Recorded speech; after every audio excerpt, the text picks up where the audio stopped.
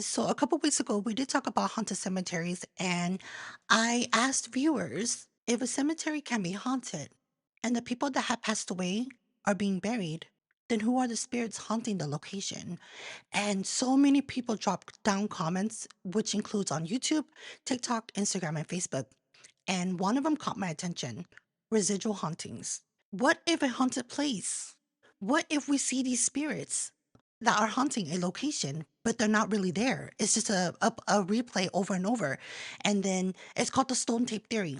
Now, a residual haunting related to the stone tape theory, people claim that these haunted places do not really have spirits haunting them, but something tragically happened and an imprint, a psychic imprint or residual imprint had been left there, like a tape recorder playing over and over and over. I don't know. It really intrigued me, which we will be talking about tonight. Well, hi, if you're new here, my name is Megan. I'm from Fresno.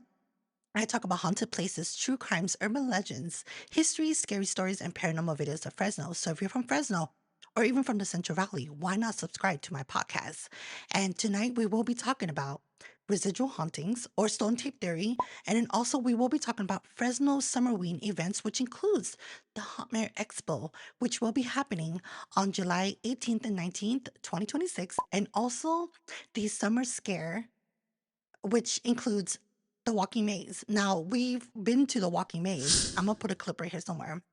And they will be hosting, well, them and a whole bunch of other people will be hosting an event also, which happens on July. This event will be hosted on July 11th. So, hope to see you guys there. Now, I do have to state this: viewer discretion and audio discretion is advised. Everything we talk about is just pure speculation. And these are just scary stories that will be told that were sent to me by viewers. But with that being said, don't forget to like and subscribe. And let's get straight into this episode of Fresno. Oh my God, I don't even know what the title is. Now let's get straight into this episode for Fresno Summerween events and also scary story times of Fresno, California. Did I? Okay, that works. That works. So if you're from Fresno, listen to this. If you're into Halloween, thriller, or even horror movies, Hauntmare Expo is coming to Fresno, California at the fairgrounds on July 18th and 19th, Saturday and Sunday, and they will be hosting this event. Now, let me read this. Hauntmare Expo is creeping into Fresno, California on July 18th and 19th, 2026, taking over the Fresno Fairgrounds for a week of chills, thrills, and unforgettable frights. Spanning three massive buildings, this Halloween and horror convention is set to raise the dead. It's just a joke. Shop till you drop with over 100 Halloween and horror vendors, offering everything from spine-tingling collectibles and eerie art to killer apparel and must-have. Meet your favorite horror celebrities. Now, I'm just gonna name a few. The celebrities that are coming will be Audrey Lynn Marie, who plays both Charlotte and Marinette in the Five Nights at Freddy. And then Katie Sarive, who I don't know if I'm pronouncing her name right, but Katie's Sarive. She played in the Annabelle movie, the one where she was babysitting and then Annabelle attacked her. Remember, she was looking at the TV? Yeah, well, she's gonna be there, and more other celebrities who, which will include Lou Temple from The Walking Dead. I believe he was the one when they were in prison, and he was actually the nice one. And then they let him go. I don't remember if they let him go, but Lou Temple, I remember him because he was actually good in The Walking Dead. Now, not only will there be vendors selling Halloween stuff and horror and thriller things, or you can say trinkets, but there's also going to be the mazes. Now, I don't know what mazes they are going to have this year, but I do know that last year there was about three or four, and I'm gonna put some clips here somewhere. My favorite was the one with the elementary school. There was a group of elementary school kids who did a haunted maze, and I thought it was so cute because they put their all into it. I can't remember the name. And, my experience there at the Hauntmare Expo. was actually the first time that I went was amazing. And now I found out that this is the third year they're hosting the Hauntmare Expo. So hopefully you guys get to go there and hopefully I get to see you guys. Now everything we talk about will be linked in the description box below. So don't forget to check that out. So if you're from Fresno, drop down a comment and let me know. Will you be attending the Hauntmare Expo on July 7th? Let me start that over. So if you're from Fresno, drop down a comment. Let me know. Will you be attending the Hauntmare Expo 2026 on July 18th and 19th at the fairgrounds if you're from Fresno? And that is just one of the Summerween events here that's happening in Fresno, California. Now the next one I will be talking about is hosted by Scarecrow Productions. You know, being from Fresno, we all love Halloween. Well, I don't know if you do, but I love Halloween. But the fact that we have these Summerween events here in Fresno, California, why wouldn't we all go? Some people like Halloween early. I love Halloween throughout the year. I wear black all the time. My favorite color is yellow, but I wear black all the time. But I love dark, spooky things. Maybe you do too. Now, in Fresno, California, which is hosted by Scarecrow Production, known as Summer Scare, happening on July 11th and July 12th from 6 p.m. to 11 p.m. There's gonna be live DJ, food vendors, and haunted mazes. I don't know about you guys, but I love haunted mazes because it's the thrill that gets you. It's like, it's just something about being chased, but not getting murdered, but just the thrill of something spooky happening and you're on edge. It's just the excitement of just knowing that, you know, the thrill. The thrill. So I'm definitely gonna go. So if you're from Fresno, drop down a comment, let me know. Will you be attending the Summer Scare this year in Fresno, California? If you're from Fresno, see you there. Oh my God. You guys, it's hot. In my podcast room, I have the window closed and I have the fan blowing. I don't want it to blow so hard that you guys can hear it, but it is so hot. Can you guys see the sweat on my forehead? Can you tell that I'm sweating? I hope not. Well, anyways, since we talked about the Fresno Summerween event, let's talk about some scary stories before we get into the residual hauntings. Users have sent me this scary story, and one of them in particular really scared me. This Fresno Scary Storytime was sent to me by an anonymous user, and they write, on Thursday, June 25th, around 12:30, I was feeding the ducks with my family and found an unsettling note on the Woodward Park table. I read the note and it says, it's normal when there are Asians around, but at night I'm getting beat down and chased down like a dog. And on the back of the note said, and I quote, can I ask for a favor as a fellow Asian? Can I ask for a ride out of here? I got stabbed and I can't run right now. Unquote. And then the user goes on to say, I was super creeped out and showed my family. They then were talking to me about something. As they were talking to me, they noticed a dark, gooey, small trail near a tree heading towards the river. We tried to see what the substance was and we put it on a duck feather. We noticed it was very dark and kind of reddish substance, which was gooey. I then said it looks like blood, and it's such a coincidence we seen a note that stated the word stabbed and we saw a small trail of blood. As I was going home, I called my friend to let her know what I had seen, and she then told me, and I quote, no way, I was there just yesterday, and I literally have a picture of me and my parents there, and there was no note or trail, unquote. We were freaked out since. It added all up and could have been a possibility. It just happened last night or that exact morning. The end. There's been so many things that happen at Woodward Park, and for you guys to find a note that someone wrote, that's scary. That's creepy. Like, because it stated that he was an Asian man and he was being chased down and getting hit by like a dog. And I quote, I just hope that it was a prank. Someone wrote it as a prank and it didn't happen. Because a couple while back, I did talk about someone who was, you know, there and something happened to them. And I hope that's not the case. Well, what do you guys think about that? Do you think it was just a random note someone left there, or did something really did happen at Wilbur Park? Drop down a comment, let me know. I don't know. That's scary. That is so scary. I w- the, I wonder if they call 911. If I found a note that said that, I'm looking for the security guard or the guy who's patrolling the place and be like, look, I found a note. You do what you got to do with the note, but please don't include me in there. I don't know. I do not know. I do not know. But moving on to the next story of Fresno Scary Story Time. Someone sent me a story. Of course, they want to remain anonymous. And she said that she was at Fresno Mackenzie Trail. Now, we've talked about the urban legends there.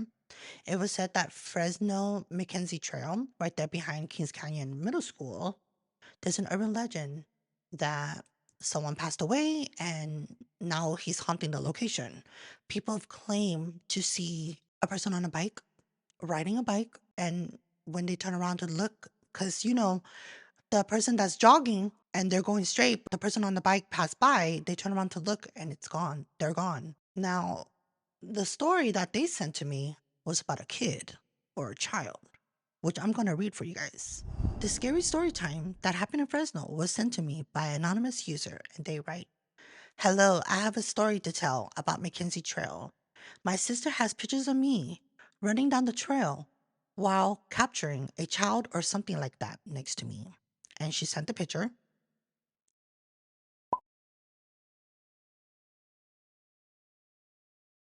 That's a kid. There's a child in there.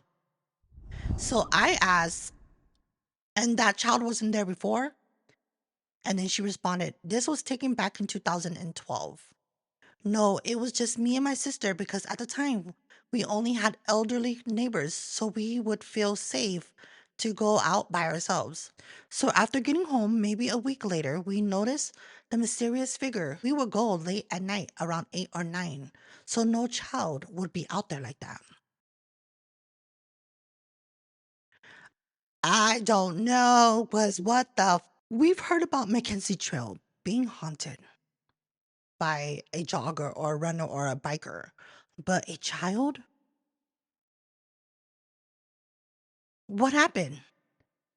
When we hear about places being haunted, it's so sad.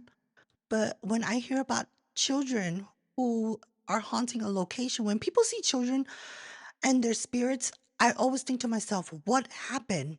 A child should not go through anything traumatic or tragic in a sense that they have to stay haunting a location.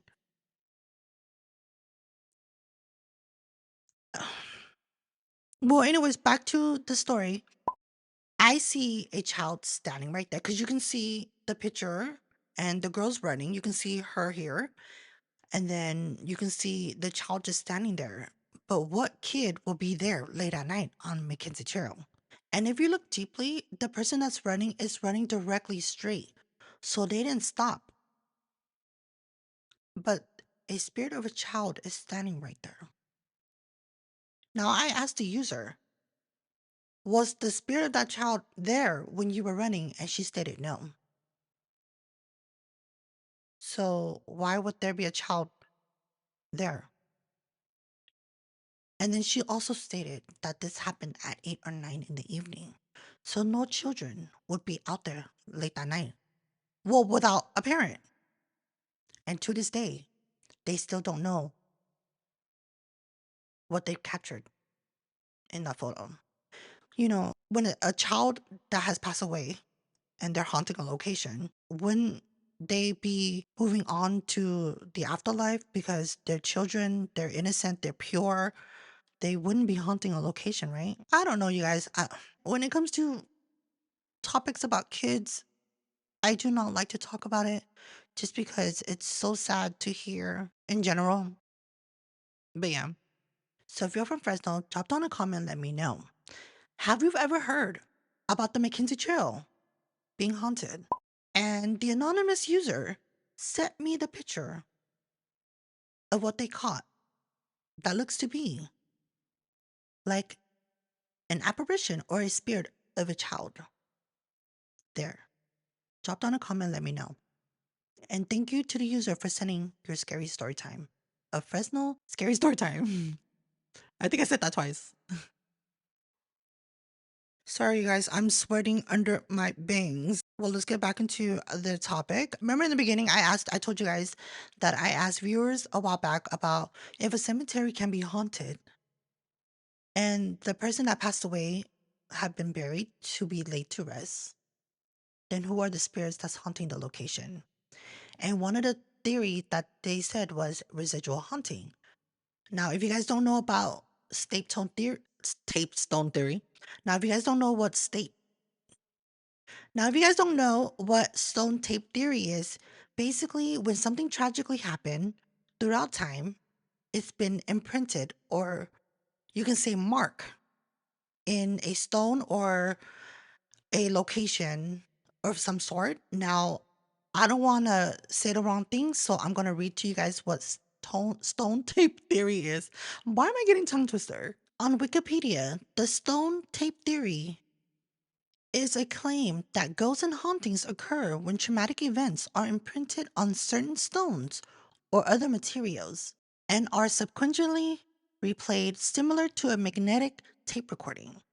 The idea of material holding information from emotional events aligned with the views of 19th century intellectual and psychic researchers such as Charles Babbage and Eleanor Sedgwick, and also Edwin Gurney. Off topic, there is an ability known as psychometry or psychometry, where a person who has this ability is able to hold on to things and read the object from the past. Now, I've heard that they're able to see into the future, kind of, but it's not as significant because that ability is more of a seeing the past that just happened. Some psychics are able to see the future, the past, but with psychometry, it's limited because it's more basically seeing into the objects at the time, as in the owner, who was around the object, who's hold on to the object. And so back to the stone tape theory, we all know that when places are haunted, we believe that there's a spirit there haunting the location, whether they died or something tragically happened to them. And that's why they're stuck there waiting for vengeance or waiting for justice or trying to find whoever did it to them, right? Now the stone tape theory says when something tragically happened, a crime or an event, the place become haunted not because of the spirit haunting the location, but a recording that has been imprinted, a residual imprint at the location, such as the land, the stone, the building, and it's replaying itself over and over and over. So if a place is haunted and the residual energy has been printed there, basically meaning the place is not haunted. It's just a replay, something that's occurring over and over and over like a time loop. But which again, okay, so the theory makes sense, right? The theory makes sense that it's just a replay occurring over and over and over. But what about the people that claim to have these haunted experience and have interacted with the spirits there haunting the location?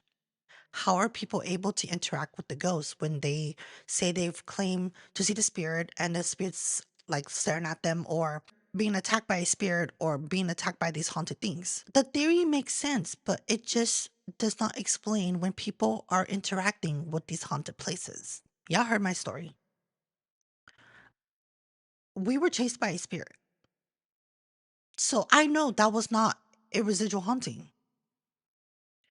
I get it if the spirit was crying and we saw that the spirit was crying, but the fact that this spirit came off of the brick, floated down, and came after us, that means the spirit saw us and noticed us. So it cannot be a residual haunting, but a haunting in itself. If a haunted place is supposed to be a replay of an event, then how are people able to interact with the haunted place, as in being chased, seeing them, getting scared. Things are moving around, things are floating, people uh talking to them. Psychics are able to speak to these spirits. So the theory makes sense, but to a certain extent, right?